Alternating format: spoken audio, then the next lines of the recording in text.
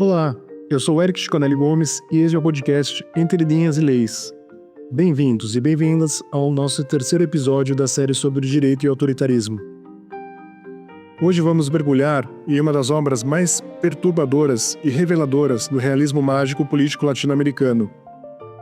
O Senhor Presidente, de Miguel Ángel Astúrias, este é um romance sombrio, alegórico e dolorosamente atual, que nos mostra de forma visceral como o direito pode ser reduzido a uma mera encenação teatral que serve apenas para legitimar o terror do Estado. Se nos episódios anteriores exploramos como a literatura pode denunciar e resistir ao autoritarismo, hoje veremos como ela pode dissecar com precisão cirúrgica os mecanismos pelos quais um regime totalitário contamina e perverte todas as instituições jurídicas de um país. Para compreendermos a força devastadora desta obra, precisamos situá-la em seu momento histórico. O Senhor Presidente foi publicado em 1946, mas sua gestação durou décadas. Astúrias começou a escrevê-lo ainda nos anos 1920, durante o exílio forçado pela ditadura de Manuel Estrada Cabrera, na Guatemala, seu país natal. A obra permaneceu censurada por anos, circulando clandestinamente, o que por si só já nos diz muito sobre seu poder subversivo. Quando finalmente viu a luz, o mundo acabara de emergir da Segunda Guerra Mundial e começava a compreender plenamente os horrores dos regimes totalitários. Mas para a América Latina, essas não eram lições distantes da Europa, eram realidades cotidianas. Astúrias escrevia no momento em que nosso continente convivia, quase como normalidade, com sucessivos regimes militares, presidencialismos absolutos, oligarquias rurais e perseguições políticas sistemáticas. O que torna sua obra ainda mais impressionante é que ela antecipa, com décadas de antecedência, muitos dos mecanismos de controle que veremos aperfeiçoados nas ditaduras de segurança nacional dos anos 1960 e 1970.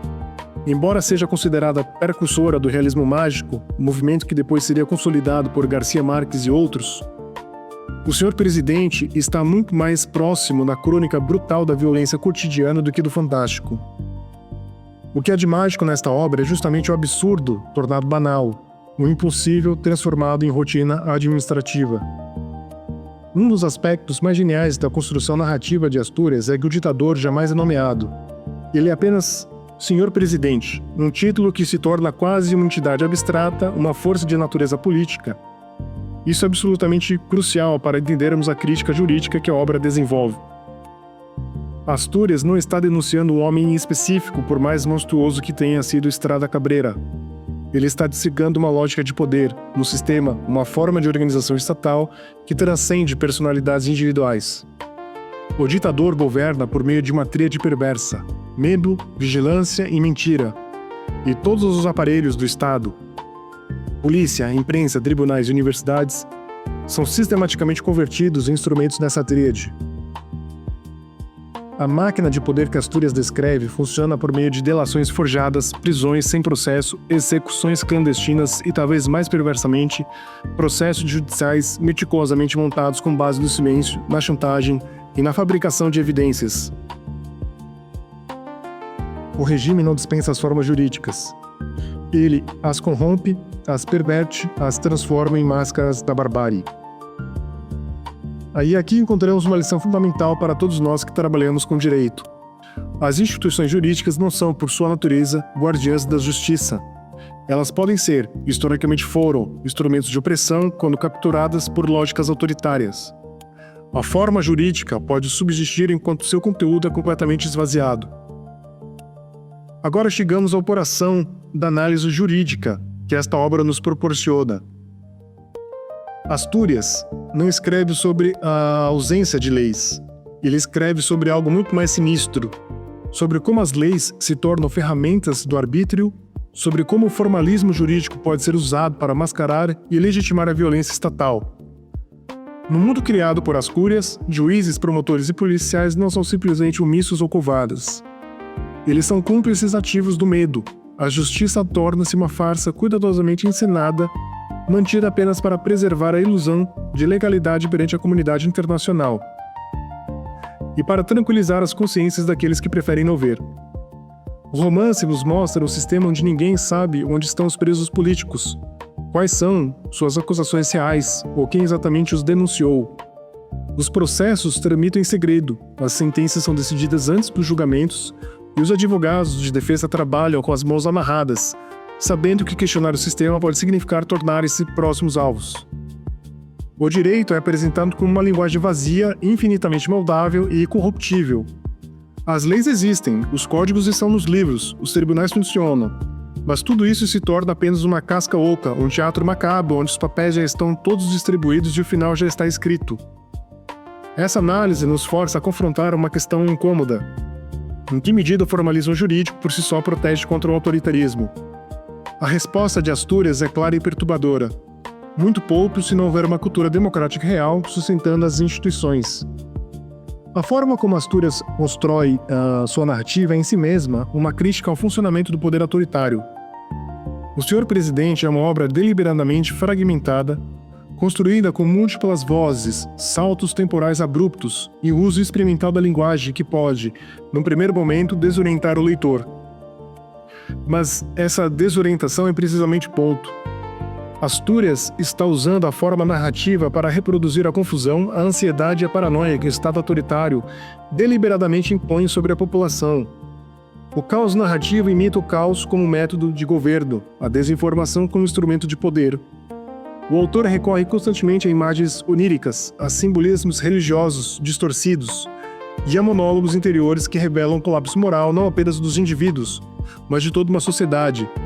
Seus personagens frequentemente não conseguem distinguir entre realidade e pesadelo, entre verdade e propaganda, exatamente como cidadãos vivendo sob regimes totalitários. O direito nesse cenário narrativo caótico surge como apenas mais uma forma de delírio institucionalizado. As normas jurídicas perdem qualquer conexão com a realidade moral ou social, transformando-se em instrumentos de uma lógica que só se faz sentido dentro da própria máquina de poder. Essa estratégia narrativa nos ensina algo fundamental sobre como analisar períodos autoritários. Não podemos aplicar a eles nossa lógica jurídica normal, nossa expectativa de coerência e previsibilidade.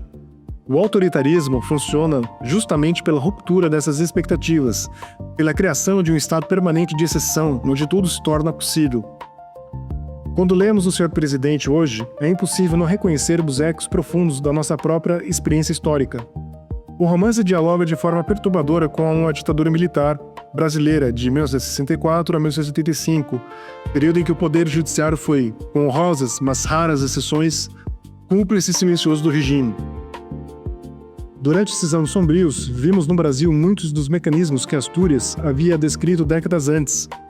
A censura sistemática, os autos de resistência que mascaravam execuções sumárias, os desaparecimentos forçados e os processos administrativos secretos que decidiam o destino de milhares de pessoas sem qualquer garantia do devido processo. A Lei de Segurança Nacional brasileira funcionava exatamente como as leis que Astúrias descreve, um instrumento aparentemente jurídico que na verdade legitimava o arbítrio. Tribunais militares julgavam os civis, a tortura era institucionalizada e o habeas corpus, essa conquista fundamental do direito liberal, era sistematicamente suspenso ou ignorado.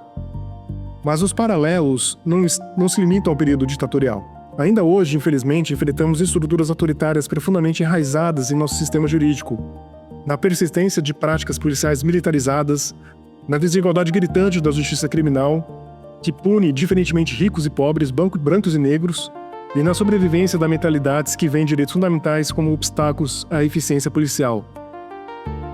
Astúrias nos lembra de uma verdade dolorosa, mas necessária. Sem memória histórica, sem vigilância constante, a tirania não desaparece. Ela apenas muda de roupa, adapta-se aos novos tempos e retoma disfarçada de estabilidade, ordem e eficiência. O que torna o Senhor Presidente uma obra verdadeiramente atemporal é a sua capacidade de nos ajudar a compreender não apenas as ditaduras clássicas do século XX, mas também as formas contemporâneas de erosão democrática. Vivemos numa época em que o autoritarismo raramente chega através de golpes militares espetaculares. As democracias morrem hoje de forma mais sutil, através do aparelhamento do judiciário, da criminalização da oposição política, da manipulação dos meios de comunicação e da erosão gradual das normas que sustentam o Estado de Direito. Astúrias antecipou muitas dessas táticas, mostrando como o regime pode manter as aparências da legalidade enquanto esvazia completamente seu conteúdo. A obra nos ensina que a defesa da democracia não pode se limitar à preservação formal das instituições. É preciso defender o espírito, a cultura, os valores que dão vida a essas instituições. O direito, sem legitimidade social, sem enraizamento democrático real, torna-se facilmente instrumento de dominação. O senhor presidente é, portanto, uma obra essencial para qualquer pessoa que queira compreender profundamente os modos pelos quais o autoritarismo infiltra o direito, corrompe a linguagem jurídica, transforma o Estado numa máquina de opressão. Astúrias nos oferece não apenas um retrato histórico de uma ditadura específica, mas um mapa de perigos permanentemente que rondam qualquer sistema jurídico. A literatura, neste caso, cumpre uma função que nenhum tratado acadêmico conseguiria. Ela nos faz sentir, de forma visceral e indelével, como é viver num mundo onde o direito se tornou farsa e a justiça se transformou em teatro. No próximo episódio, continuaremos nossa jornada através das relações entre direito e literatura, mergulhando em Santuário, de William Faulkner, para analisarmos como o racismo estrutural e a justiça seletiva constroem seus próprios horrores, muitas vezes com a cumplicidade silenciosa de quem deveria defender a igualdade perante a lei. Até lá, e lembre-se, a literatura não é apenas entretenimento, ela é memória, resistência e principalmente educação democrática. Obrigado por me acompanharem nessa reflexão.